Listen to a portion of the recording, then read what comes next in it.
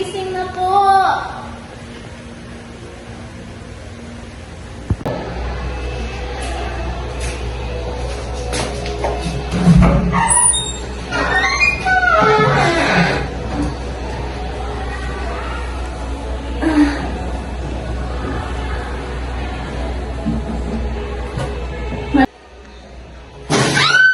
Lamig naman! 2 hours later.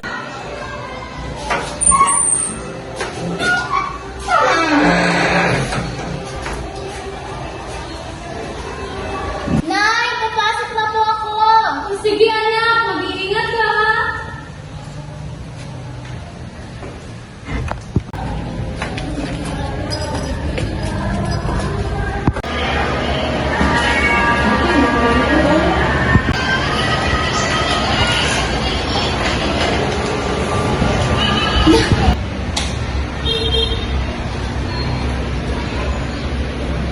Magandang hapon, class.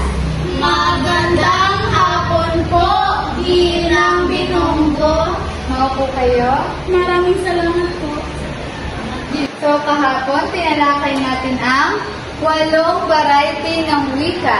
So, sino ang makapagbibigay ng 8 variety ng wika? Po ba?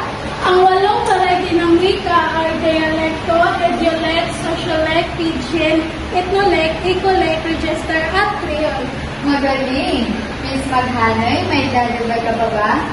Wala na po, ma'am. Sige, so pagpatuloy ka. Unang variety ng wika ay dialekto. Ito ay isang versyon ng isang wika na ginagamit sa partikular na rehiyon o lugar. Iba-iba ang salita, tono at pagbigkas depende sa lugar kung saan ito ginagamit. Later. At yun lang ang ating talakayan ngayon. May pagsusulit tayong bukas na gagawin. So maganda kayo, class. Paalam. Paalam po, Ginang Binonggo.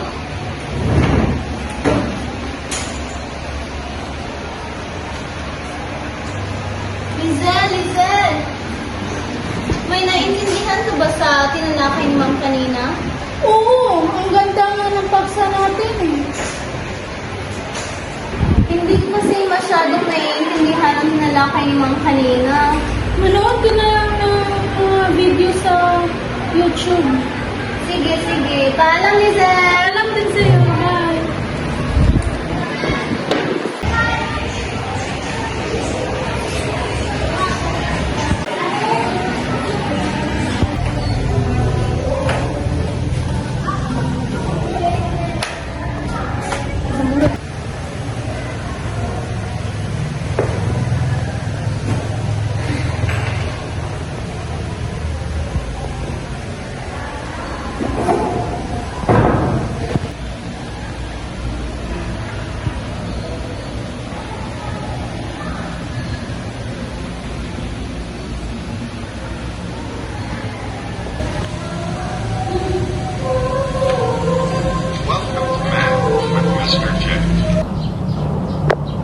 Magandang araw sa inyong lahat. Sa video na ito ay papakita namin ng iba't ibang variety ng wika sa Pilipinas. Ang wika ay hindi lamang paraan ng pagkikipag-usap. Ito ay sumasalamin ng ating kultura at pagkakakilanlan. Kaya't simulan natin sa unang variety ng wika. Ito ay dialekto.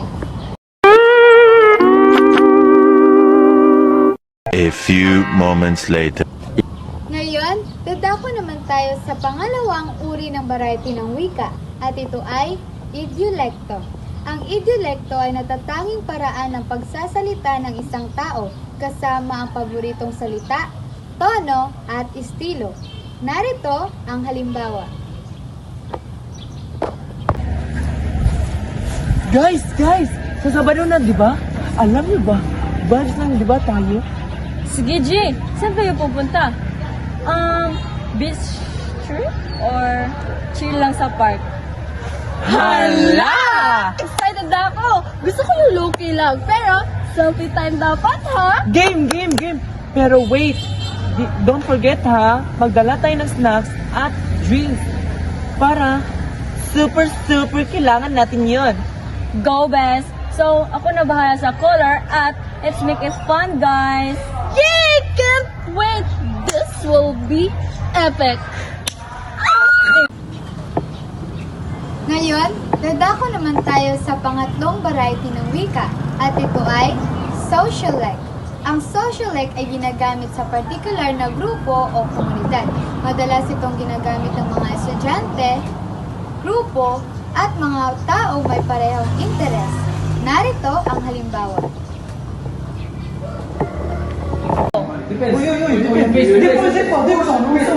Ano ba yan? Ang hina mo naman po. Yan. Basta lang. Yung bilis! Ngayon, dadako naman tayo sa pang-apat na variety ng wika at ito ay pidgin. Ang pidgin ay pansamantalang wika na nabubuo kapag ang dalawang tao na may magkaibang unang wika ay nag-uusap at gumagawa ng kombinasyon para magkaintindihan. Narito ang halimbawa. Miss! Yes! How much this gulay? This one? Gulay? Yes. 10 pesos only. Fresh! Oh, you buy shrimp? Yes, and you also give back? Yes, I give back. You want tomato also? Cheap, very. No tomato. No, only gulay. Thank you. Okay. Thank you. Ngayon, dadako naman tayo sa panglimang variety ng wika at ito ay ethnolect. Ang ethnolect ay paraan ng pagsasalita na nagmula sa pangkat etniko.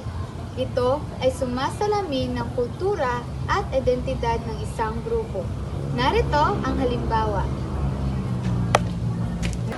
Uy, guys, alam niyo ba sa Tausog, ang bangsa ay ibig sabihin ay pamilya. Talaga ba? Sa Bicol naman, ang Uragon ay nangangahulugang matapang o magaling. Sa Ifugao din naman, botad ang tawag sa kanilang pagdiriwang. Talaga ba? Grabe no? Ang dami pala ang salitang magkakaiba no na hindi pa natin alam. Oo nga. Ngayon, dadako naman tayo sa pang-anim na variety ng wika at ito ay ecolect. Ang ecolect ay salitang karaniwang ginagamit sa loob ng tahanan o pamilya. Ito ay pang-araw-araw, informal at nagpapakita ng pamilyang konteksto. Narito ang halimbawa.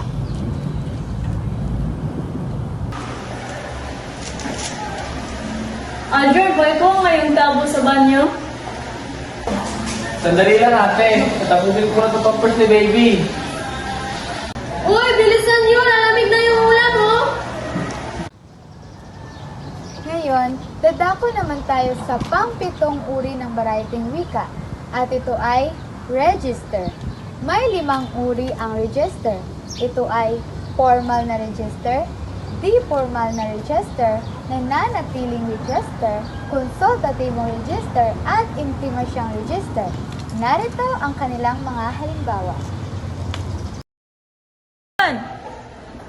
Magandang araw sa inyo lahat.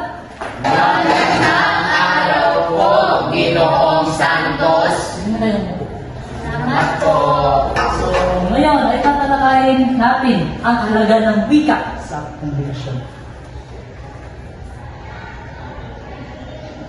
Upong Ginoong Santos, handa na po kami.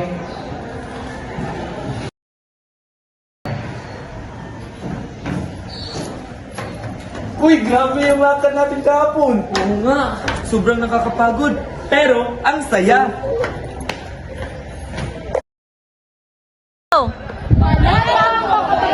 Inibig ko ang Pilipinas, aking lupang silangan, tahanan ng aking lahi.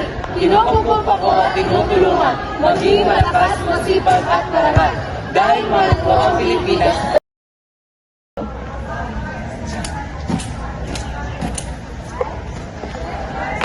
Magandang araw po, Dok. Magpapatika po ako. Tungkol po ito ay kasi may bumabara po sa lalamunan ko, Dok. Bakit? Mahirap ba kapag huminga? Opo, Dok. Pag huminga po, sobrang sakit po.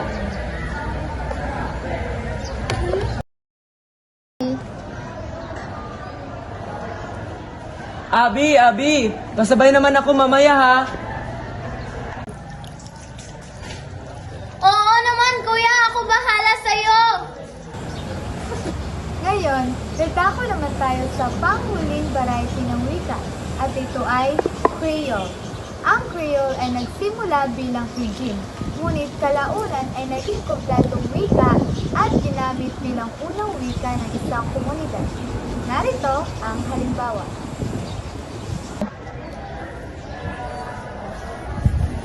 Mera ustedes ay minuto el Plaza Ahura. Si, taanda kita alam tumasara puto.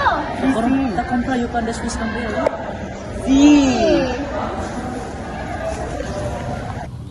Yun lamang po, maraming salamat. Sana ay meron kayong natutunan sa ating video ngayon. Tandaan natin ang kahalagahan ng uri ng variety ng wika sa lahat ng aspeto ng ating pamumuhay. Paalam!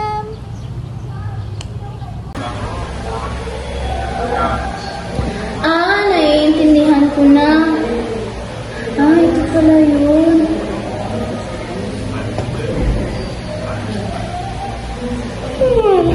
Naantok na ako. Magbibihis muna ako para matulog.